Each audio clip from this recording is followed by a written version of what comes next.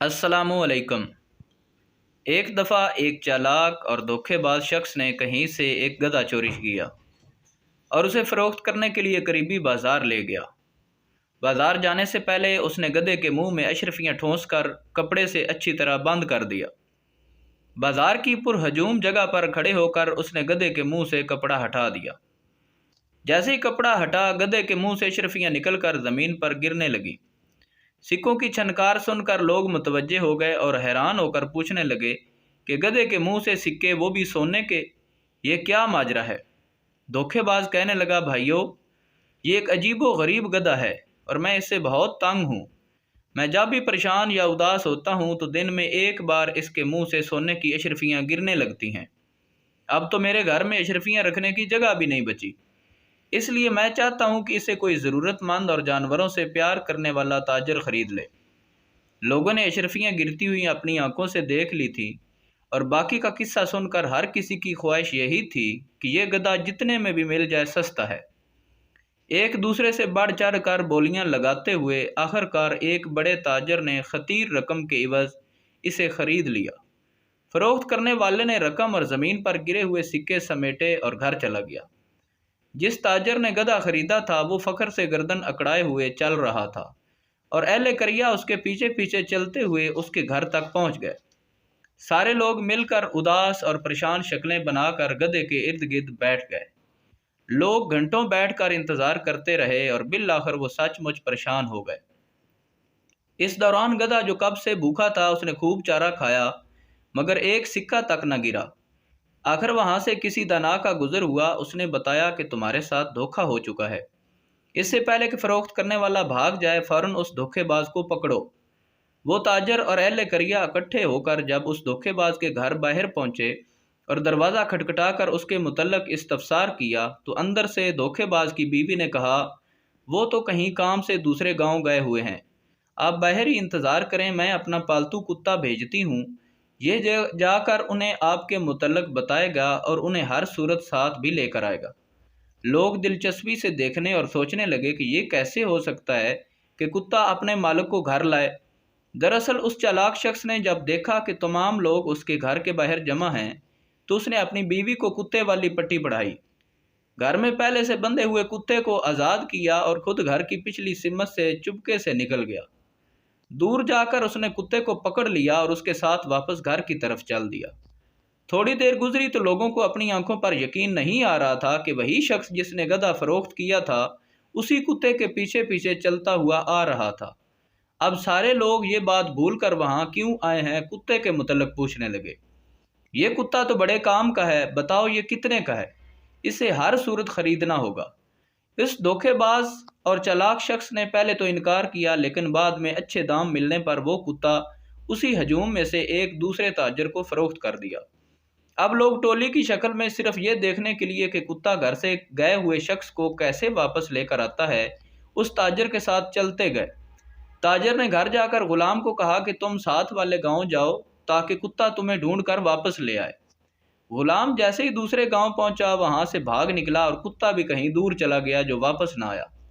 जब गुलाम और कुत्ता दोनों वापस ना आए तो लोगों को पता चल गया कि ये एक बार फिर हमारे साथ धोखा हो गया है। वो दोबारा इकट्ठे होकर जब उसी धोखेबाज के घर गए तो वो एक बार फिर घर के पिछले खुफिया दरवाजे से भाग निकला और उसकी बीवी कहने लगी, वो साथ वाले गांव किसी काम से गए हुए हैं। लोगों ने कहा कि आज हम उसका घर के अंदर बैठकर इंतज़ार करेंगे और यूं दोनों ताजरों समेत इर्द गिर्द के तमाम लोग उसके घर में बैठ गए। काफ़ी देर जब गुजर गई तो वही धोखेबाज घर में दाखिल हुआ। वहां बैठे हुए लोगों को देखकर चापलूसी से काम लेते हुए उनके सामने झुक झुक कर आदाब बजा लाने लगा। बीवी से पूछने लगा कि मेरे ख़ास मेहमानों की तकरीम में तुमने क्या किया? इन मेहमानों को कुछ खाने पीने को दिया या भूखा ही बिठाया हुआ है? वो लोग दिल ही दिल में शर्मिंदा होने लगे कि हम जैसे धोखेबाज समझ रहे थे, वो तो बड़ा सखी और मेहमान नवाज बंदा है। उसकी बीवी ने इनकार में सर हिलाते हुए कहा कि इन फजूल और फालतू लोगों को कौन अपना मेहमान बनाता है, मैंने तो इन्हें पानी तक नहीं पूछा। ये सुनकर वो शख्स गुस्से में पागल हो गया और जेब से एक खंजर निकालकर बीवी के पेट में घोंप दिया। फौरन लहू बह निकला और उसकी बीवी लहरा कर नीचे फर्श पर गिर पड़ी। वहाँ बैठे हुए लोग उसे बुरा भला कहने लगे कि हमारे पैसों को तो रहने दो, لیکن ہمارے لیے اپنی بیوی کو قتل کرنا کہاں کی دانش مندی ہے؟ وہ چالاک اور دھوکے باز کہنے لگا، آپ لوگ فکر نہ کرو، یہ ہمارا روزانہ کا کام ہے۔ میں اسے غصے میں آ کر قتل کر دیتا ہوں تو دوبارہ اس سینگ سے زندہ بھی کر دیتا ہوں۔ یہ کہتے ہوئے اس نے دیوار پر ٹنگے ہوئے کسی جانور کے بڑے سے سینگ کی طرف اشارہ کیا۔ پھر وہ سینگ اتارا اور مری ہوئی بیوی کے پاس بیٹھ کر سینگ کو منہ میں دبا کر سپیروں کی طرح جھوم جھوم کر پھونک مار کر بجانے لگا۔ تھوڑی دیر بعد وہی مقتولہ جو کچھ دیر پہلے سب کے سامنے خنجر کے وار سے ہلاک ہو چکی تھی، اپنے زخم پر ہاتھ رکھے ہوئے اٹھ کھڑی ہوئی۔ تمام لوگ حیرت زدہ رہ گئے اور ایک بار پھر وہ سب یہ بات بھول کر کہ یہاں کیوں آئے ہیں، اس سینگ کو خریدنے کے درپے ہو گئے۔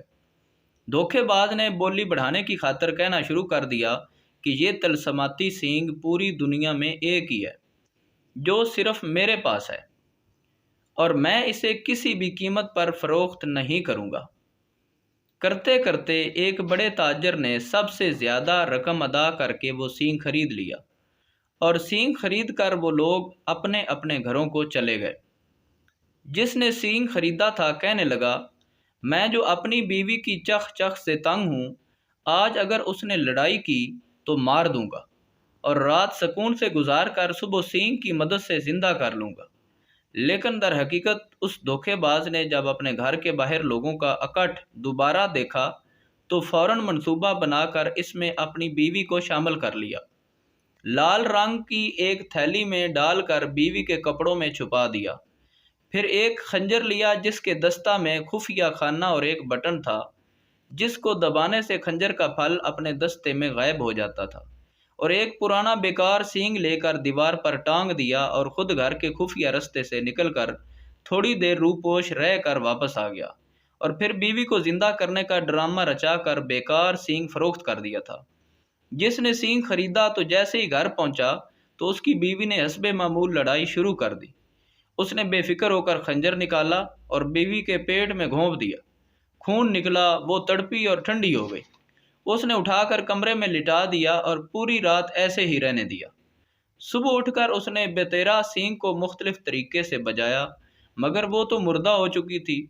دھیرے دھیرے اسے اپنی بے وقوفی کا احساس ہونے لگا۔ وہ پچھتاوے کے احساس کے ساتھ گھر سے نکلا تو باہر تمام لوگ اس کے منتظر تھے کہ پتہ کریں رات کیا بیتی اور سینگ نے کیا کمال دکھایا۔ وہ شخص دکھ اور شرمندگی کو چھپانا چاہ رہا تھا، مگر کچھ لوگوں کے استفسار پر اس نے سچ سچ بتا دیا۔ تو دوستو، امید ہے آپ کو یہ تحریر پسند آئی ہوگی۔ اگر یہ پسند آئی ہے یا اس کا دوسرا پارٹ اگر آپ دیکھنا چاہتے ہیں تو کمنٹ سیکشن میں اپنے رائے کا اظہار کریں۔ شکریہ۔